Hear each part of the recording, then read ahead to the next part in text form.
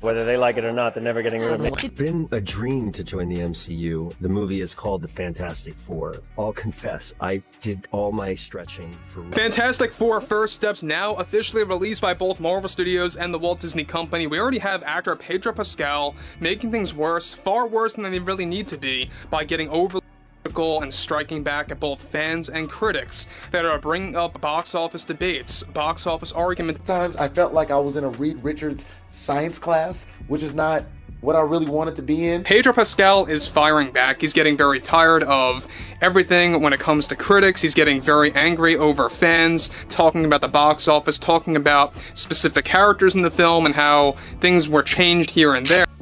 Man, Marvel is officially in panic mode. I mean, they're scrambling harder than a teenager trying to hide their report card from their parents. Their new movie, Fantastic Four First Steps, just absolutely cratered at the box office, and whispers are saying it's worse than Eternals, and we all remember what a punchline that movie was. This isn't just a flop. This is a full-on embarrassing public spectacle of a failure. It's like they spent all their money on special effects only for the entire thing to be replaced by a cartoon of a burning trash can. And what's got everyone talking isn't just the numbers. It's the shocking rumor that the very face of the franchise might have already quit. Where I genuinely started to feel like I was bored, and I noticed I was bored. No, we've actually really enjoyed being with each other. Well, He's that's one of good. my favorite people. Whether they like it or not, they're never getting rid of me. So, get this. The film had a decent enough opening weekend, pulling in a respectable $17 million. The executives at Disney probably saw that number and thought they were back in the superhero game. They were high-fiving, toasting champagne, probably already planning their next mega franchise. But then, the second weekend hit and the bottom fell out. We're talking about a 66% drop, a cinematic freefall that hasn't been seen in a long, long time. It was a one and done for audiences, and the word of mouth was more toxic than a radioactive waste spill. It's almost as if the film itself was begging people not to see it. But here's the juicy part.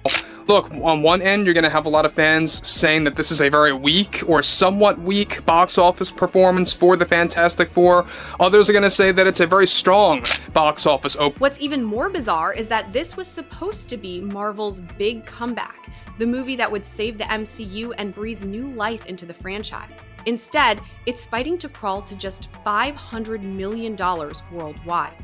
To put that in perspective, Eternals, a film that was once considered the biggest embarrassment for the brand, is looking like a box office titan in comparison.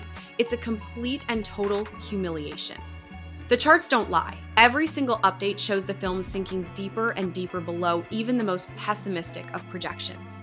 The once unstoppable superhero brand is suddenly looking unstable, and it's all tied to one very specific person. And that person is none other than the internet's favorite daddy, Pedro Pascal. Marvel went all in on him, betting that his star power alone would be enough to carry the most important reboot in the company's history. They pushed all their chips onto one man, a man who had captivated audiences in The Mandalorian and The Last of Us. But in a surprising turn of events, the internet's beloved star became the biggest target of criticism for the film. Fans weren't buying him as Reed Richards, and insiders were whispering that he was never Marvel's first choice for the part to begin with. The chemistry in the movie was allegedly off, and his performance felt flat. It was a casting gamble that backfired spectacularly. Fans who had been begging for a Fantastic Four movie that got the characters right were served a version where the focus was entirely on Pascal, not the team. It's a glaring misstep that has critics calling his performance uninspired and the audience calling it a total miscast. And the backlash has gotten so intense that it's raising even more questions about the behind-the-scenes politics at Disney. But the humiliation for Marvel doesn't stop there. Their competitors are smelling blood in the water. Over at DC, James Gunn's Superman might not be a record breaker, but when you compare its box office numbers to Fantastic Four, it looks like a resounding victory. The tables have officially turned. For years, Marvel used to bully DC with their billion-dollar runs, turning Justice League into a punchline. Now, the roles are reversed, and the once mighty Marvel is stuck defending a movie that can't even reach $500 million. And as if things couldn't get any worse, a surprise new challenger entered the ring. And this new threat didn't even come from Hollywood. I'm talking about K-pop Demon Hunters, a Netflix original that exploded into a global phenomenon. Initially, critics dismissed it as a niche film, but it dominated Netflix's charts for weeks on end. Then, something happened that no one saw coming. The demand for the film was so high that theaters started booking special screenings, and tickets were selling out within hours. Audiences were turning this streaming hit into a full-blown theatrical event. For Marvel, this couldn't have come at a worse time, as it was stealing all the attention from their big superhero reboot. And here's the most mind-blowing part about the K-pop Demon Hunters phenomenon. Unlike Fantastic Four, which peaked at its opening and then crashed instantly, this movie kept growing. By its 8th week, it was pulling in the same numbers it did at the beginning of its run. This is a trajectory that is completely unheard of. Analysts are starting to whisper that this could be Netflix's version of Frozen, or maybe even the next Barbie. While Marvel's once mighty franchise looked old and tired, audiences were flocking to something new, fresh, and global. And rumors say that this unexpected hit has also exposed a major flaw in Marvel's plan. Because the collapse of Fantastic Four has exposed the biggest flaw in Marvel's strategy, or alleged lack thereof. Normally, when a film tanks this hard, studios pivot fast. They pull it from theaters and push it to a streaming service to try and salvage some goodwill.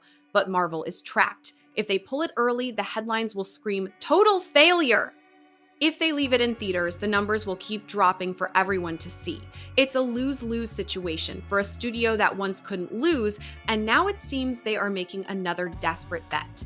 So, Disney and Marvel did the only thing they could. They ignored it. The studios are pretending the film doesn't exist, and the focus has shifted entirely to Spider-Man, a character they don't even fully own. The partnership with Sony has suddenly become Disney's lifeline, their only hope to rebuild momentum for the MCU.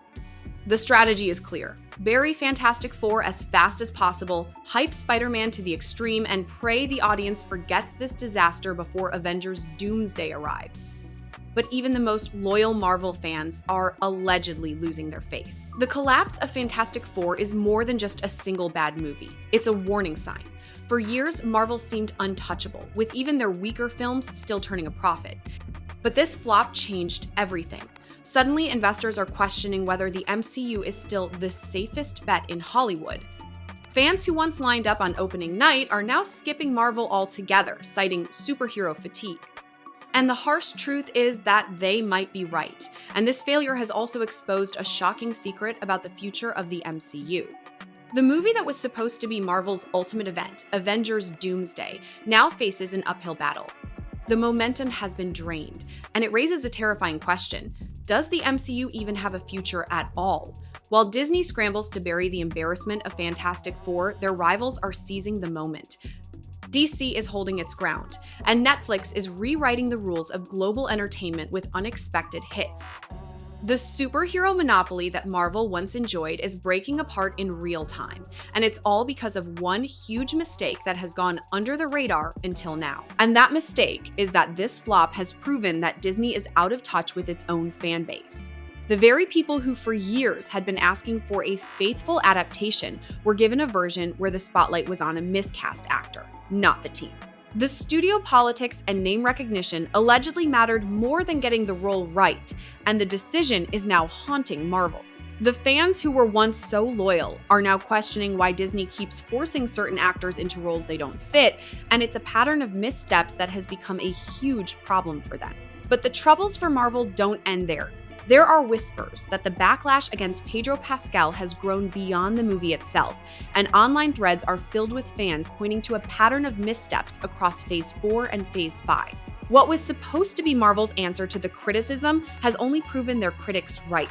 And with Spider-Man now the only thing left to save the brand, it's clear that the pressure is on and everyone is wondering what will happen if this plan fails. The stakes for Spider-Man are now higher than ever before. This one hero is being tasked with doing what a billion-dollar team-up couldn't, saving the MCU from total collapse. All eyes are on him, and the weight of salvaging an entire brand is on his shoulders. If he fails, the ripple effect could be catastrophic, not just for Marvel, but for the entire superhero genre as a whole. And what's got people even more concerned is what will happen if they also lose Spider-Man. Because let's be real here, they don't even own Spider-Man outright, and the partnership with Sony could crumble at any moment. If Sony decides to pull the plug, Marvel's last hope would vanish in an instant, leaving them with nothing to fall back on. The superhero monopoly is gone, and Marvel is scrambling to prove it still matters. The question isn't whether Fantastic Four was a flop. The real question is whether this marks the moment Marvel officially lost its crown. And while we're on the subject of losing, some are also saying that Marvel is also losing money on another front. The once mighty studio that rewrote the rules of Hollywood success is now a brand that everyone is measuring themselves against and for all the wrong reasons. A franchise reboot that was supposed to signal Marvel's rebirth has instead become the symbol of its decline. The $17 million opening weekend looked good on paper, but the numbers quickly told the truth. Audiences weren't coming back. The hype was gone, and the so-called future of the MCU was already gasping for air. But some are also saying that Marvel is also losing face in a different way. This is also a huge blow to Disney's reputation. After a string of recent flops and controversies, the company is looking more and more out of touch with its core audience. The magic is gone. The trust is gone, and this is a brand that was built on a foundation of trust. And whispers say that the problems are now starting from the top and that CEO Bob Iger is making things even worse. And you have to wonder if he is the reason why Pedro Pascal allegedly quit. The movie that was supposed to breathe new life into the MCU and set the stage for Avengers Doomsday has instead collapsed in spectacular fashion. It has tumbled at the box office in a way no one saw coming. And what has got people talking is the humiliating fact that this wasn't just another disappointment. It was a gamble on Pedro Pascal, a billion-dollar franchise bet, and Marvel's last chance to prove they still had control of the superhero game. And now everyone is waiting to see what happens next. The shadow hanging over all of this is Avengers Doomsday. The movie that was supposed to be the MCU's next mega event now faces an uphill battle. Instead of building excitement, Fantastic Four drained momentum. Instead of strengthening Marvel's future, it raised doubts about whether the MCU has any future at all.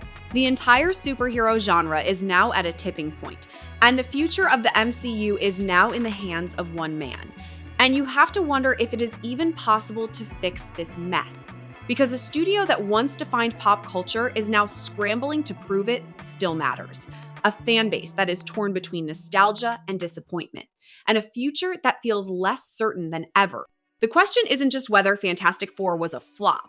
The real question is whether this marks the moment Marvel officially lost its crown and whether they can ever bounce back from this. And with Pedro Pascal allegedly out of the picture, things are getting even more complicated for Marvel. And you have to wonder, what does this mean for the future of the entire MCU?